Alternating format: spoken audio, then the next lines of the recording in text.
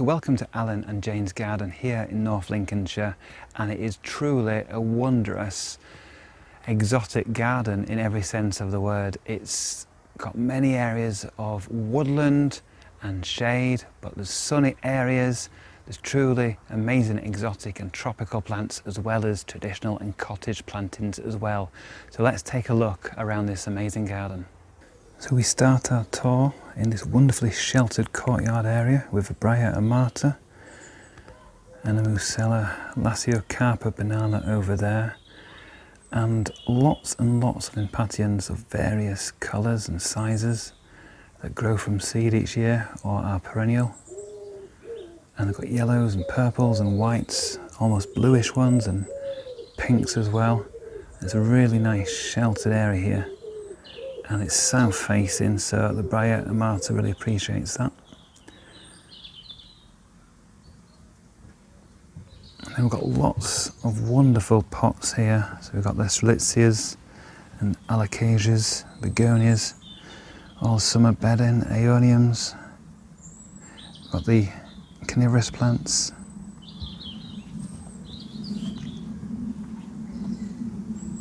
And a wonderful tree fern here as a centrepiece, surrounded by colourful Lobelia cardinalis, dahlias, and these really nice wall planters with sempervirens in, and echeverias.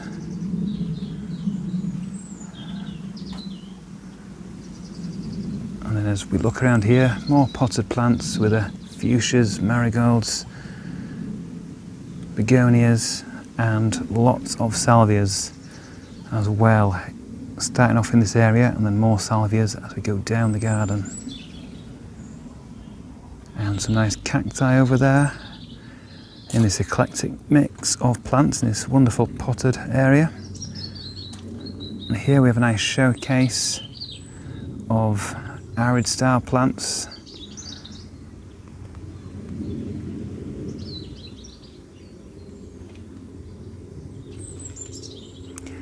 And then this garden is divided into lots of areas with island beds and paths that go off in different directions. So we've got various choices to make as we walk through the garden. I think we shall go right down this part of the garden, this nice gravel path, passing one of 3 greenhouses.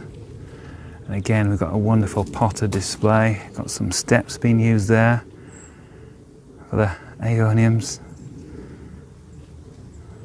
Wonderful splashes of colour with the Peruvian lilies and the Coleus or Solenstormen. Got some aloes down here and salvias. Got Salvia sagittatus, I think that one's called, and the papyrus at the back there. Really exotic looking plant. And then we come to the second greenhouse, which is a nice double glazed one, full of lots of interesting plants, including this really striking Colocasia hawaiianae with these almost metallic looking leaves. Don't look quite real, but they are. Wonderful plants. More impatiens down here. We've got Colocasias in the corner. Lots of propagation going on here as well.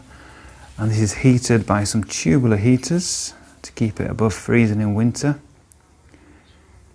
A bit more propagation over there. And there's one of the tubular heaters down there. And this wonderful double glazed greenhouse with a nice stone wall.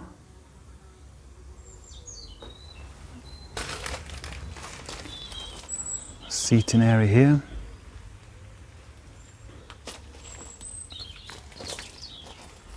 Again, the potted plant display continues in this area. And then up there we've got an absolutely amazing hardy blue salvia, and all this growth is just from this year, and it's easily 3 meters, I would say. It's really tall, huge plant, nice and hardy with the blue flowers. Got a Persicaria over here. And then we go into an area with less pots and probably more greenery, including these wonderful tree ferns.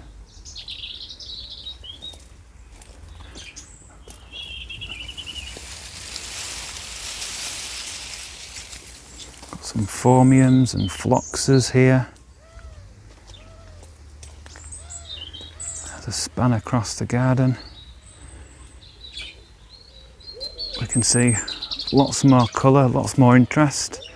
I'm just going to go back round, and we come to an arid bed with a huge agave americana in the centre. Lots of hardy yuccas, gloriosa around that. Another interesting yucca purpurea, I believe this one is. Got some potted succulents in the middle as well, including agave americana variegata, cacti, and then we'll continue back up on the other side of the garden, and there's that huge salvia again, and this wonderful tropical bed with ricinus here, and then a splash of colour with these nasturtiums. Quite a lot of palms in this garden. Trachycarpus 49, that's one of them there, and cordylines.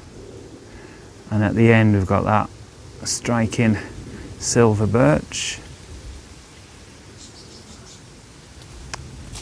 If we come around here, got a nice seating area with figs and a wonderful loquat tree growing above as well. But we'll continue back down the garden, past the sedums and hostas, more persicarias, hydrangeas, and we'll get to another island bed. We'll go to the left side of this one. We've got some nice ferns here, got some smaller ricinus, and then we've got another island bed in front of us, which does have roses and dahlias and rudbeckias in here, as well as the tree ferns and phormiums, cordylines. And I've turned back, got another island bed, the other side of the first one we just looked at, with echinaceas, more sedums for light interest.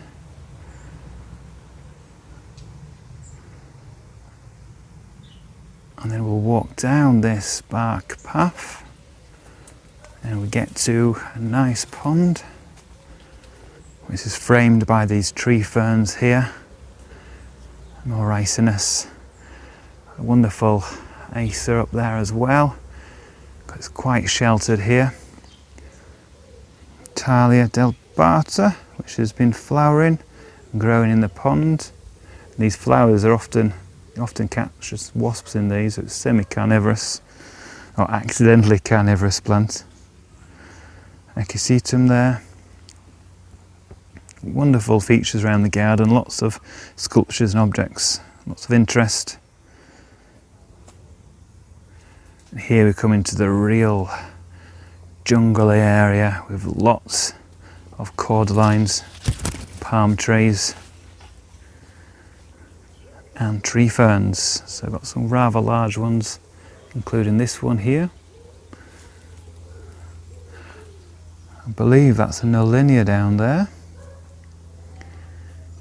And let's just go around here, past all these plants. Really sheltered, this garden. It's really wonderful to see so many plants doing well. And we've got a nice moisture retentive soil in this part of the garden. So lots of big leaf plants and ferns down here, including these very large leaved hostas.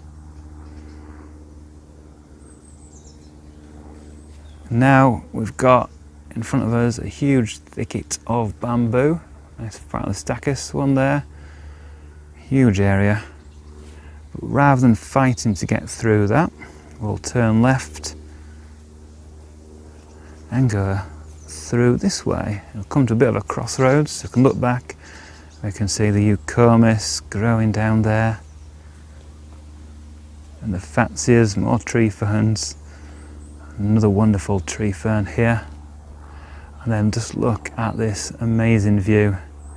You could be in Cornwall. Huge expanse of very mature looking cordylines, although these have grown mainly from 2010 after that awful winter. And we've also got the Trachyamus fortunei palm tree on the right hand side and centre there, which is towering above me. Wonderful view. And we'll just head down this way. Another seating area here with more tree ferns and evergreens, including the bamboos and ferns and fatsias. We've got Fatsia polycarpa down here, ligularias. And then it just continues and continues with more bamboos and tree ferns in this area. Wonderful growth on these tree ferns. Persicaria red dragon.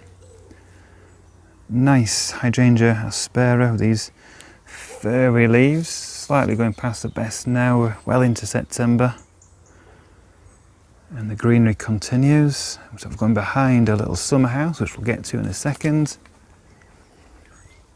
And we come out into another amazing area of mature, exotic looking plants, including these wonderful Tetrapanax papyrifera up here, well above my head, well over 3 meters tall. And phormiums. I think we'll head on through this jungle area here. A plant that I do love, but I'm not going to grow in my own garden, is this wonderful Petasites, mainly because you need a lot of space for it, because it does like to wander about. And it likes some moisture as well, it must obviously get in this area.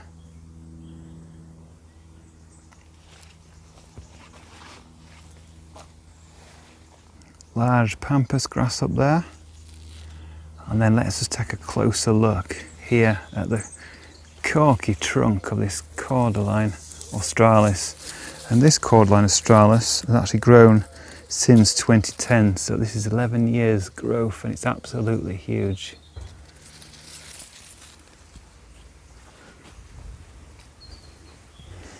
Variegated bamboos and wonderful fern walk here.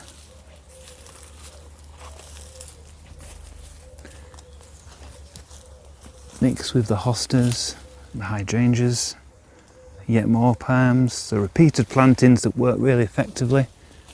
And this wonderful woodwardia fern down here, very striking leaves, absolutely stunning, very different looking to most ferns. It stops you in your tracks. Very exotic looking leaves. And we'll just go through all these geraniums, through this archway. We come to the cutting garden, so for the flowers here and the vegetable plot. But then we look back and we see the amazing mature exotic plants over here, past the fruit bushes, and then we come into a wild area, wildflower meadow, which is obviously being cut down at this time of year. Wonderful green space here, nice fire pit, and then the garden continues. We move away now from the exotic planting, got more woodland naturalistic feel as we go down here.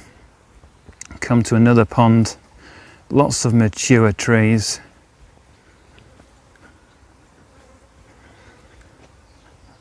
And Tetrapanax at the end of the garden, lots of grasses again, and a little bit of a mound.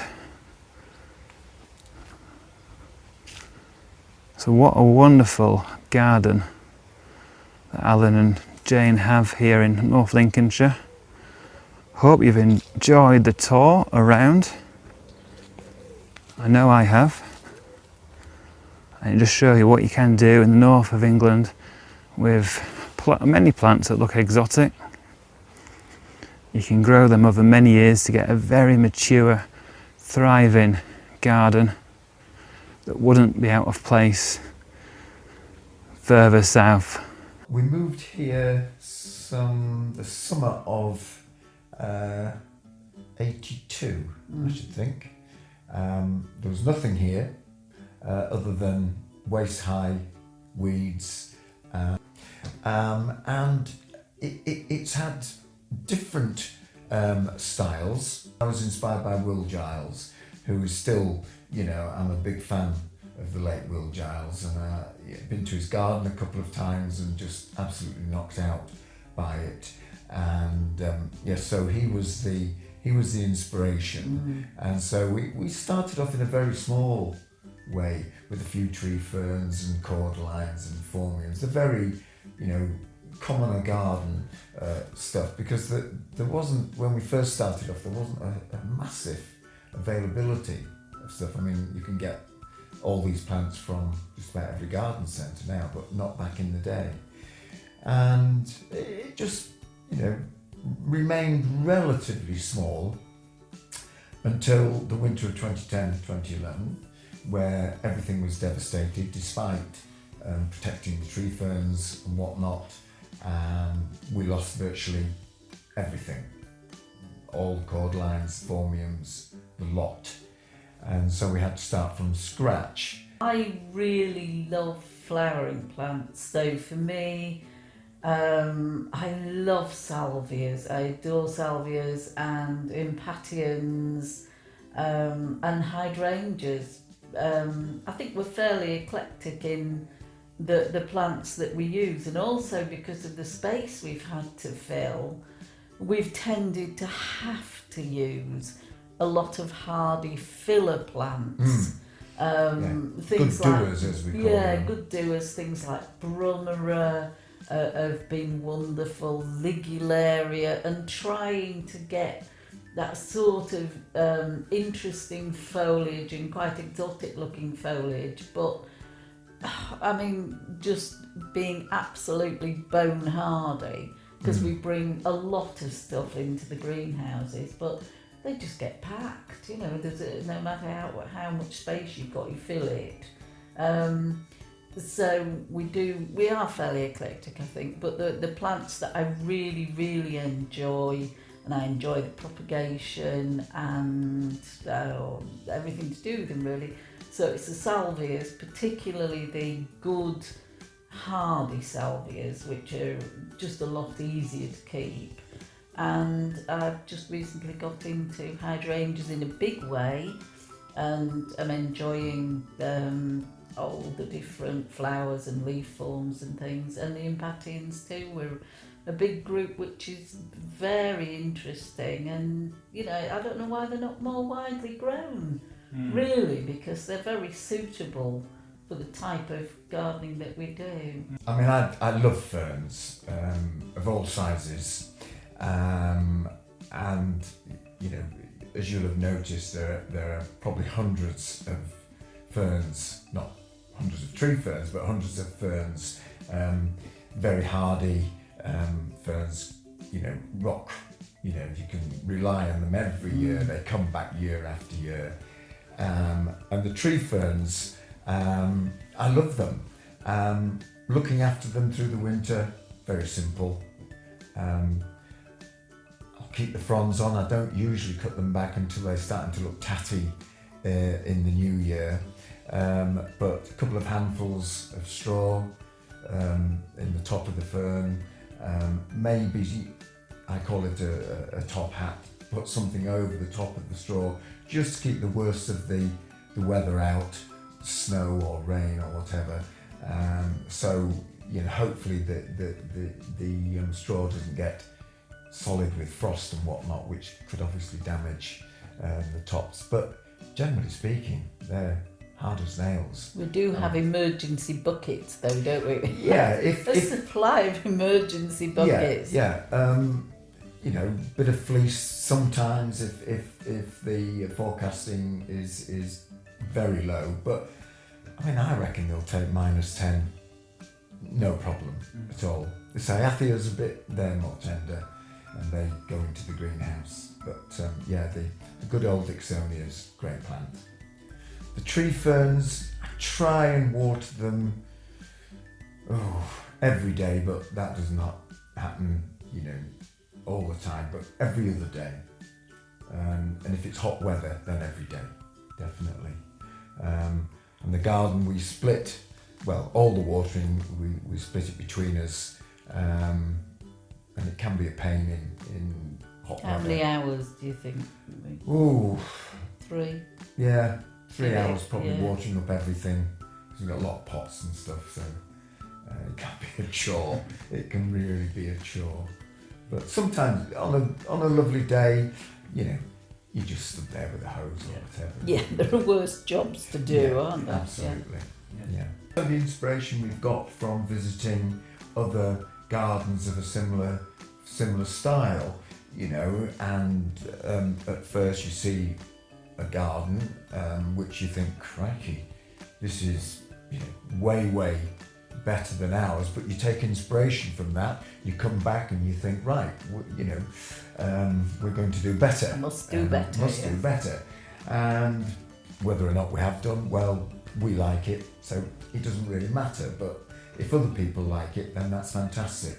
You know, we enjoy opening. We've opened our garden for our local open gardens in Winterton for many years now, and for the NGS 3 times. 3 times. Yeah. You know, it's hard work, but very worthwhile, particularly if you're raising money for charity. So thank you for watching this edition of Exotic Garden UK. Join me next week. We'll be doing more in the garden.